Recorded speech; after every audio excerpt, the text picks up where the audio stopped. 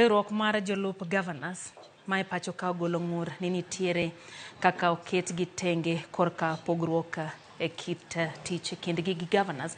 Jolup gavana wacho ni mano bende kelo pek mar tiyo ne jopiny. Riwruogno onyenye lela kaunti ma Meru kod Kisii kaka moko kuom kaontis go mantiere kod ywak e kind jotelo. Tukienda hapo Kisii kuna shida. Ukienda pale Meru kuna shida. The constitution is very clear.